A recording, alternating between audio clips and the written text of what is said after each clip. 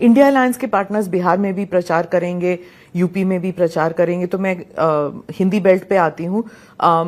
जो उत्तर प्रदेश में India alliance में एक नई जान आ गई है जब से केजरीवाल आए हैं, उनका नैरेटिव थोड़ा अग्रेसिव हो गया है, क्या ये आप मानते हैं? अभी तो वो कोई अलग इश्यू में ही फंसे हैं, थोड़ा इनको फ्री हो जाने दीजिए, बाद में देखो क्या होता है। पर वो जिस इशू में फंसे हैं वो राज्यसभा की मेंबर हैं स्वाति जी। देखिए, मैं इस पर टिप्पणी करना नहीं चाहता।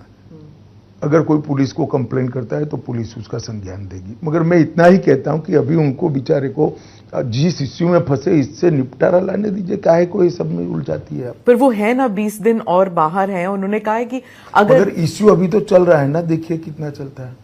वो कैंपेन में तो कह रहे हैं कि अगर झाड़ू पे वोट लगेगा तो उन्हें जेल जाने की जरूरत नहीं होगी। देखिए, तो मैं तो मानता हूं कि सुप्रीम कोर्ट का स्पष्ट रूप से कंटेम्प्ट है।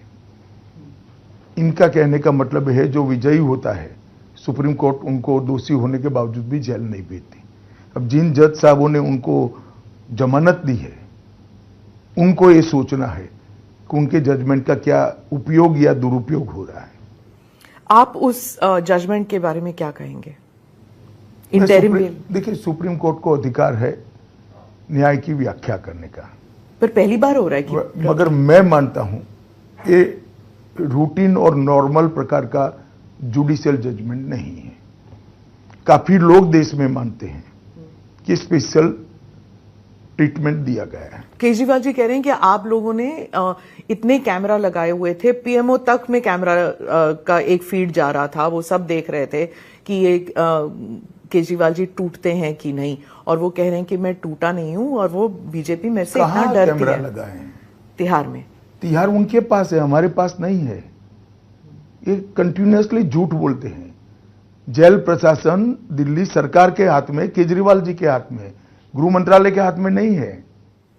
पर वो मतलब दिन में कम से कम 3 बयान आते हैं केजरीवाल जी से, और उन्होंने इंडिया अलायंस का नैरेटिव कब्जा कर लिया, क्योंकि वो कहते हैं पहले कि प्रधानमंत्री फुल टर्म नहीं रहेंगे तो मोदी की गारंटी नहीं, वो अमित शाह जी की गारंटी बन जाएगी क्योंकि कमान आप संभालेंगे। चलिए, आप इतने सीरियसली ले रहे हैं, वो सिर्फ 22 सीट लड़ रहे हैं देश में। इतना सीरियसली मत लीजिए, सिर्फ 22 सीट लड़ रहे हैं और वो गारंटी दे रहे पूरे देश का मैं बिजली का बिल माफ कर दूंगा। अरे भैया, तुम 22 ही सीट लड़ रहे, तेरी सरकार कहां से बनेगी? हम मोहल्ला क्लिनिक बना देंगे। और मैं कई बार स्पष्ट कर चुका हूं, फिर से स्पष्ट करना चाहता हूं, 29 तक मोदी जी ही रहेंगे और केजरीवाल आपके लिए कोई अच्छा समाचार नहीं है। 29 के बाद भी मोदी जी ही हमारे चुनाव अभियानों का नेता है, उनके नेतृत्व में ही हम चुनाव लड़ेंगे। महाराष्ट्र पे पूछती हूँ, महाराष्ट्र में आपकी पार्टी पर इल्जाम है कि आपने रीजनल पार्टीज को तोड़ा है, चाहे एनसीपी और शिवसेना। हमने नहीं तोड़ा है। मुझे 2 बात का जवाब दीजिए। अगर शरद पवार जी अजीत पवार को अपना वारिस बनाते तो पार्टी टूटती क्या? और उद्धव जी अपने बेटे की जगह एकनाथ शिंदे को महत्व देते तो पार्टी टूटती क्या? ये उद्धव जी के बेटे प्रेम के कारण और शरद पवार जी के बेटी प्रेम के कारण उनकी खुद की पार्टियां टूटी है। खाम पर इल्जाम लगा रहे हैं।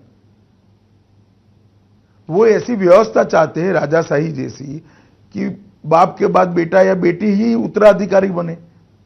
अब है तो लोकतंत्र इस देश में, तो काफी लोग इसको स्वीकार नहीं करते हैं, वो अलग हो रहे हैं।